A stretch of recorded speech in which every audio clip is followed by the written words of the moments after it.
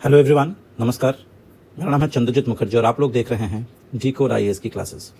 जी core IAS की classes में ये इंटरनेशनल रिलेशंस की क्लासेस हैं और आज हम लोग यूनिट 2 शुरू करने वाले हैं और जो यूनिट 2 है वो इंडियन फॉरेन पॉलिसी से रिलेटेड है। ठीक है, इससे पहले कि हम लोगों ने जो चीज़ें कर रखी हैं वो है introduction to the international relations और how the development of nation state, ये हम लोगों ने कर लिया है। और उसके अलावा हम लोगों ने अप्रोचेस टू इंटरनेशनल रिलेशंस कर रखे हैं, सारे के सारे approach, be it idealism, be it realism, be it functionalism, be it the liberalism और the Marxian, all these 5 things with examples, ये हम लोगों ने कर रखा है।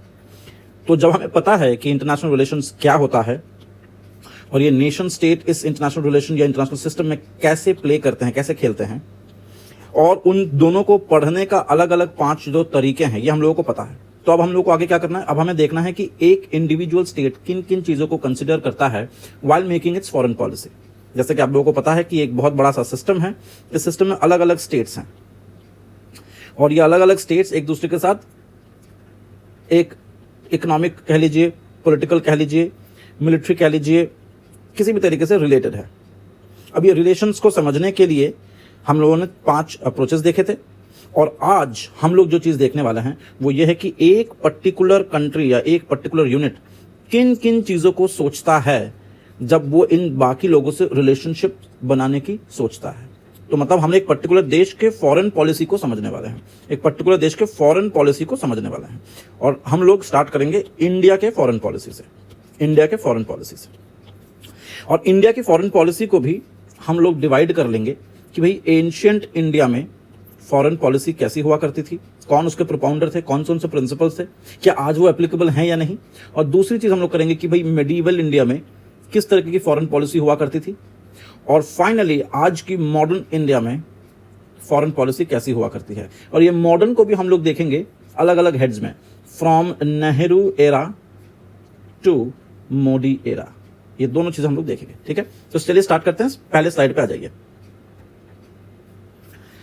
जैसा कि आप लोग देख रहे हैं, ये जो पहला स्लाइड है इसमें आप लोगों को दिखाई दे रहा होगा Indian foreign policy in ancient times and India strategic. ठीक है, इसको समझते हैं। इसको समझने के लिए हमें जो चीज़ चाहिए वो है, पहले जैसे मैं कहता हूं कि हमें स्ट्रक्चर पता होना चाहिए कि हमको करना क्या क्या है। सबसे पहले इंडिया स्ट्रेटेजिक कल्चर क्या होता है, पहले हमें यह समझना है। ठीक है, this is number 1। Number 2, grand strategy का कॉन्सेप्ट क्या है। नंबर 2, इस पे यूपीएससी सवाल पूछ चुका है पीएसआईआर के ऑप्शनल में, political science and international relations.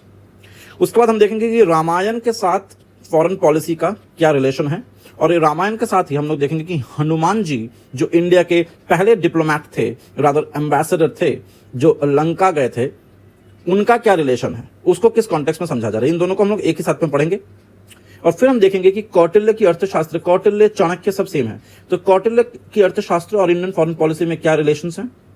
और ये 1962 का वॉर, कि फॉर दैट मैटर हम लोग एग्जांपल में ले सकते हैं बांग्लादेश का वॉर, ये सारी जो चीजें हैं ये कौटिल्य के कौन कौन से प्रिंसिपल्स पे आधारित है। ठीक है, और क्योंकि कॉन्सेप्ट ऑफ नेशनल पावर हम लोग पहले भी देख चुके हैं, तो अगर आप लोग चाहते हैं तो मैं इसके ऊपर एक सेपरेट स्पेसिफिक वीडियो बना सकता हूं। ठीक है, चलिए शुरू करते हैं। ये रहा हम लोग का पहला स्लाइड। हमने एक फ्लो चार्ट के बेसिस पे समझाने की कोशिश करी है, जरा इस पर ध्यान दीजिएगा।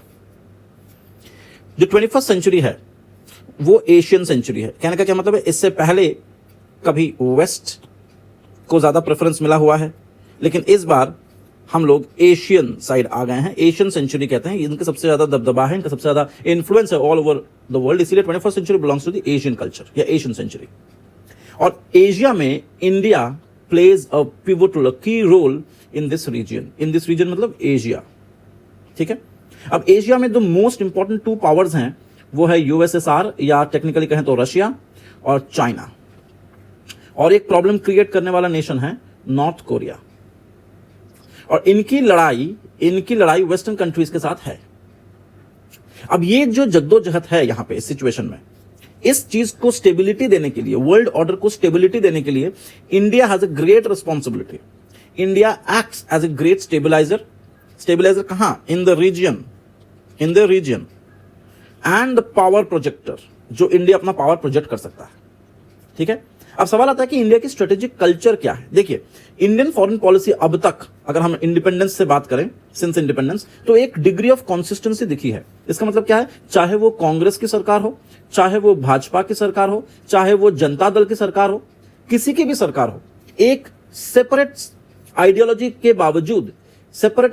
के बावजूद भी फॉरेन पॉलिसी में एक कंसिस्टेंसी नजर आती है। So despite different ideologies being in power over the last decades, there is a consistency in the Indian foreign policy, and this consistency is based on the civilization, India की। देखते हैं क्या कह रहे हैं। The continue to hint, क्या hint करता है, the presence of a strategic autonomy। strategic autonomy क्या है, हम लोग बात करेंगे। strategic autonomy in the political ethos। strategic autonomy वो चीज है जो किसी भी स्टेट को मिलती है, जो अपने इंटरेस्ट को परस्यू करने के लिए किसी भी फॉरेन पॉलिसी को ऑप्ट कर सकता है बिना किसी एक्सटर्नल प्रेशर में। ठीक है, एक तरह से देखा जाए तो फॉरेन पॉलिसी में सॉवरेनिटी अगर आपको चाहिए तो that is nothing but this strategic autonomy. और ये जो पॉलिटिकल इथोस है जिसमें आपको कंसिस्टेंसी दिख रही है, that is based on its civilisation. इसका मतलब क्या है, जैसे मान लिया हमारा सिविलाइजेशन डिफाइन करता है कोऑपरेटिव बिहेवियर, हमारा सिविलाइजेशन हिंट करता है peaceful resolution of conflict. We do not believe in coercion और coercive force of violence, we believe in dialogue. For example Indo Pakistan, हमने कई बार कोशिश करी है इनसे बात करने की, लेकिन हर बार दे इग्नोर्ड। इनकी जो नॉनशालेंस है, इनका जो इंडिफरेंस है over the dialogue course of solving the problems, that has costed us our relationship. ठीक है, थोड़ा सा आगे देखते हैं। Strategic culture. Most important aim for India is to achieve strategic culture. And to achieve strategic culture is to ensure economic, social and political justice. मतलब क्या है? The most important aim for India to achieve strategic culture is to ensure, मतलब हम लोग को strategic culture क्यों चाहिए? क्योंकि यही चीज है जो ensure कर सकता है socio economic and political justice. किन के लिए? ना सिर्फ अपने लिए, बल्कि उन तमाम कंट्रीज के लिए जो बाद में after the fall of the USSR decolonized हुए हैं। बात समझ में आ रहा है? आगे the key elements of strategic culture. देखिए, स्ट्रेटेजिक कल्चर के की एलिमेंट्स क्या क्या हैं। एक उसमें से है स्ट्रेटेजिक ऑटोनॉमी, तो स्ट्रेटेजिक ऑटोनॉमी स्ट्रेटेजिक कल्चर का पार्ट है। दूसरा, dialogue as an important tool to resolve conflicts. तीसरा, socio economic and political justice for all the states which were decolonized. Next, domestic growth and inclusive development of India through a peaceful neighbourhood. मतलब क्या है, India अपना जो development है उसको inclusive बनाता है। वो सिर्फ अपने भले के लिए नहीं सोच रहा है, क्योंकि उसे पता है कि अगर वो सिर्फ अपने भले के बारे में सोचेगा तो इंडिया को कई बार बिग ब्रदर का टैग लगाया गया है for being arrogant towards it's neighbours, जो कि छोटे, ठीक है, उस हिसाब से म्यांमार। तो अब इन लोगों को वो सेंस ऑफ सिक्योरिटी मिले कि हाँ, जो डेवलपमेंट इंडिया में हो रहा है उसका कोई नेगेटिव इंपैक्ट नहीं पड़ेगा, उस डेवलपमेंट का भागीदारी इन कंट्रीज को भी मिलेगी, then there will be a peaceful neighbourhood. ठीक है, ये भी एक स्ट्रेटेजिक कल्चर है। और जो ऑटोनॉमी है, which is the ability of the state to pursue its national interest and adopt preferred foreign policy without being constrained by any manner by any country और कंट्रीज। ठीक है, चलिए नेक्स्ट स्लाइड पे आते हैं। क्या कहा जा रहा है, another key linked to the strategic culture, मतलब ये जो स्ट्रेटेजिक कल्चर थी इसके साथ एक और चीज को लिंक किया जा सकता है, which is the grand strategy. इन दोनों को अगर लिंक कर देंगे तो आपको फॉरेन पॉलिसी बनाने में जो यार्डस्टिक्स चाहिए वो आपको मिल जाती हैं, जो यार्डस्टिक्स चाहिए आपको मिल जाती हैं। भाई, ग्रैंड स्ट्रेटेजी क्या है? It's all about protecting the domestic values. मतलब यहां पे हम इथोस की बात कर सकते हैं, कल्चर की बात कर सकते हैं। तो अपने कल्चर और इथोस को बचाए रखने के लिए जो जो चीजें करनी हो सकती है वो सब ग्रैंड स्ट्रेटेजी के अंदर आता है। It is nothing but the aggregation of national resources and national capacity of a country, the combination of military, diplomatic, political, economic, cultural and moral capabilities of a nation deploys. एक nation use करता है इन तमाम चीजों को in the service of the national security.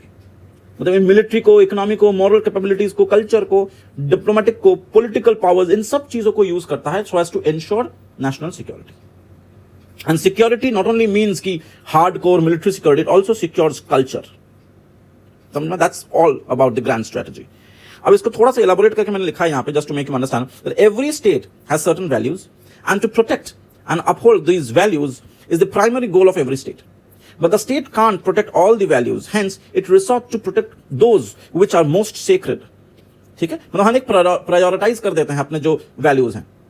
In case these values are threatened, say by non-state actors, maybe the terror attacks, or any act of nature, maybe earthquake, how the state should manage to restore its values is the concern here. मतलब जब भी कोई emergency situation आएगी, be it from non-state actors or be it from the nature of act of nature, how do we restore our values? मैं आपको एक example देता हूं. जब ये इंडिया में बॉम्बे में कसाब आया था और भयंकर कसाब एंड अदर्स, और यहां पे आकर के 2008 की बात है, और यहां पे आकर के भयंकर नरसंहार कर रहा था, और जब ये पकड़ा गया जिंदा, इसको जान से किसी ने नहीं मारा क्योंकि ये हमारे प्रिंसिपल के खिलाफ है. We uphold the principle. At the same time उसको प्रॉपर रूल ऑफ लॉ के तहत पनिशमेंट मिली है. हालांकि हम सब चाहते थे इसको जान से मार दें, लेकिन किसी ने किया नहीं.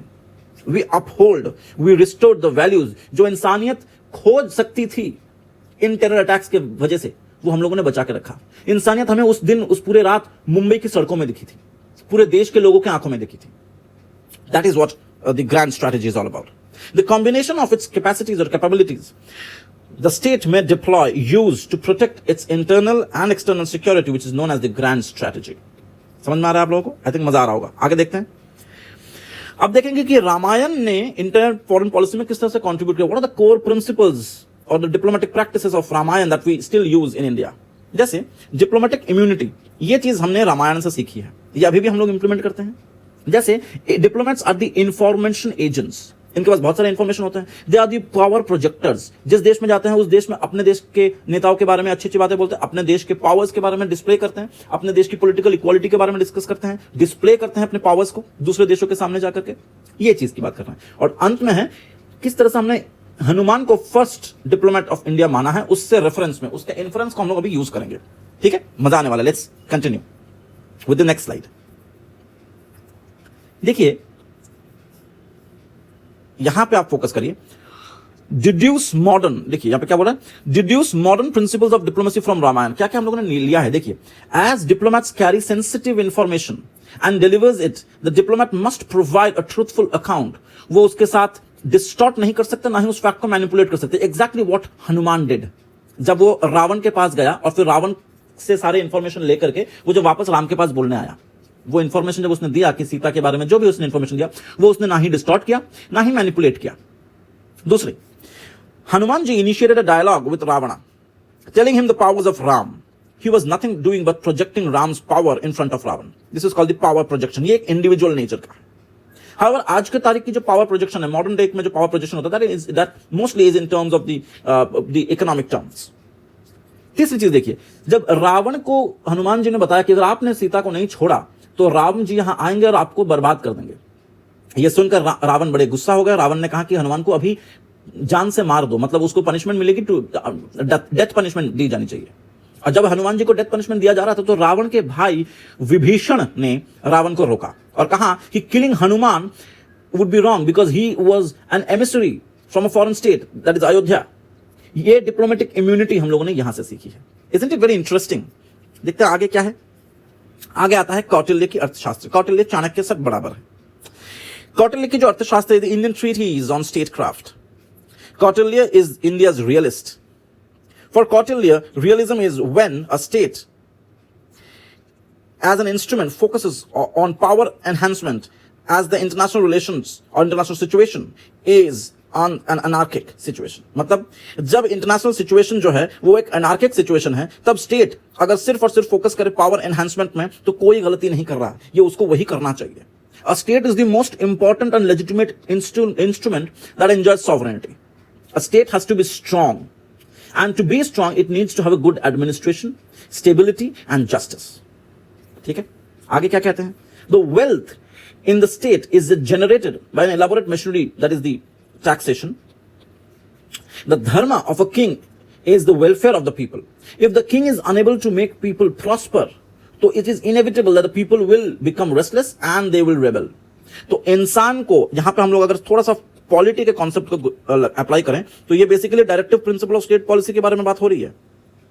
बात समझ में आ रहा है आप लोगों को कि अगर सरकार ने अपने डायरेक्टिव प्रिंसिपल्स को फॉलो नहीं किया तो क्या होगा, हम लोग 5 साल में इलेक्शन करवाएंगे और हमारा जो रेबल है वो it will come to the voting या बैलेट बॉक्स या ईवीएम। समझ में आ रहा है सबको? तो that is how it is interesting. Next slide. Kautilya और क्या कहते हैं? Kautilya's grand strategy is based on the idea that the king needs to be a conqueror. King needs to increase his power over his neighbors. क्योंकि अगर एक country grow करेगा और बाजू के नेबर्स ग्रो नहीं करेंगे तो obviously there will be a tension, और ये टेंशन एडमिनिस्ट्रेशन के लिए, स्टेबिलिटी के लिए अच्छी चीज नहीं है। इसीलिए पावर इंक्रीज करते रहो ताकि नेबर्स जो हैं वो तुमसे डरें, तुम्हारे अंदर छुप कर रहें, जिसको कहते हैं तुम्हारे सुजरिनिटी में रहे, सुजरिनिटी में रहे। ऐसे राजा को चक्रवर्ती कहते हैं। In ancient India, the term referred to an ideal universal ruler. ठीक है, king undertakes expeditions to conquer new lands, और इन्हीं न्यू लैंड्स पे न्यू इकोनॉमिक अपॉर्चुनिटीज आती है जिससे फिर से एक इकोनॉमिक स्ट्रेंथन होती है। ठीक है, और इकोनॉमिक स्ट्रेंथन करने के लिए state is primarily an agrarian in nature. Cattle rearing and agriculture primary activities, this leads to the production of surplus. देखिए जहां पे सरप्लस इकोनॉमी होती है ना, वहां पे डेवलपमेंट आ जाता है, वहां पे अर्बनाइजेशन शुरू हो जाता है, व्हिच लीड्स टू ट्रेड। ठीक है, अब जब ट्रेड स्ट्रेंथन होता है, as trade is strengthened, is undertaken, economy gets strengthened, और इसका सीधा प्रसारण, हमें इसका सीधा impact sustainability of the state में दिखता है और स्टेट की मिलिट्री पावर को बढ़ते हुए हम देख सकते हैं, क्योंकि उसी पैसे को यूज करेंगे। The dharma of a king और a ruler is governance, a good governance rather, और good governance का मतलब क्या? To achieve economic strength, military strength and social harmony। देखिए ये सबसे इंपॉर्टेंट चीज है। इसी बात पे आज सब लोग अगर कोई क्रिटिसाइज करता है तो इसी बात पे करता है कि मोदी जी के पास इकोनॉमिक पावर है, मिलिट्री पावर है, बीजेपी के पास, ये दोनों चीजें, लेकिन सोशल हार्मनी में वो कहीं ना कहीं पीछे जा रहे हैं। सोशल हार्मनी नहीं है। इस चीज के ऊपर बहुत ज्यादा इंपैक्ट आता है, इसका एक इंपैक्ट आता है पूरी की पूरी सरकार पे। ठीक है, इसको ध्यान में रखना है। नेक्स्ट, कौटिल्य's अर्थशास्त्र ऑन फॉरेन पॉलिसी, वो कहता है कि king has to be a conqueror, और उसकी वजह से कॉन्फ्लिक्ट्स होना विद नेबर इज इनएविटेबल। ठीक है, ये होगा ही। All this depends upon the power of the king and the option for war available. If at all the time it demands so, then only use force. Otherwise, try to conquer through dialogue. The power exuded by the state are 3 types. Individual power, मतलब king की power, मतलब उसका courage, उसका ज्ञान, सब कुछ। दूसरा, hard power. This talks about the military strength of a state. And soft power, it is the intellectual power of the state. Intellectual creative power. जैसे मान लीजिए पूरे इस जो सॉफ्ट पावर्स जो हैं वो जोसेफ नाय ने निकाला था। सॉफ्ट पावर बेसिकली क्या होता है कि आप किसी भी देश को कंट्रोल कर सकते हैं थ्रू योर सॉफ्ट पावर। जैसे बॉलीवुड, ये बॉलीवुड जो है ये अपने तरीके से पूरे विश्व को कैप्चर करके रखा हुआ है, लोग इसको देखना चाहते हैं। जैसे कि मैकडॉनल्ड्स, ठीक है, आपको समझ में आ, जैसे KFC। ठीक है, तो इन सब चीजों से हम लोग की फूड हैबिट्स चेंज हो जाती हैं, हम लोग का बोलने का तरीका बदल जाता है, हम लोग और भाई कैसे हो से बोलते हैं hey dude how are you, everything changes. तो this is how soft power functions. ठीक है, नेक्स्ट जो लास्ट स्लाइड है आज का वो ये है कि depending upon the situation there could be 3 types of wars according to Kautilya. Number 1, धर्म युद्ध, जब आप किसी धर्म के लिए लड़ते हैं, जब आप राइचियस वॉर पे जाते हैं, धर्म के लिए लड़ रहे हैं। जैसे इंडिया बांग्लादेश और पाकिस्तान के वॉर में इंट्रूड किया था, इंटरफेयर किया था, बिकॉज वो धर्म के लिए लड़ाई थी। जैसे वॉर बाय डिसेप्शन, जहां पे हम लोग छुपके से घुस के वॉरफेयर करते हैं, जिसमें कोई लॉफुल फ्रेमवर्क नहीं होता। जैसे पाकिस्तान की तरफ से इंडिया में हमेशा इन्फिल्ट्रेशन होता है, डिसेप्शन। वो सामने तो बोलते हैं कि ऐसा कुछ नहीं हुआ, लेकिन पीछे से करते हैं, और इसकी एविडेंसेस हैं। तीसरा, साइलेंट वॉरफेयर, मतलब जहां पे पब्लिक अटेंशन बिल्कुल नहीं होती। वॉर में तो होती है पब्लिक अटेंशन, इसमें बिल्कुल नहीं होती, जैसे सर्जिकल स्ट्राइक।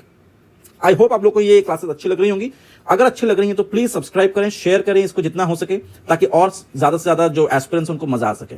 नोट्स के लिए आप स्क्रीनशॉट्स ले सकते हैं। Thank you so much for watching.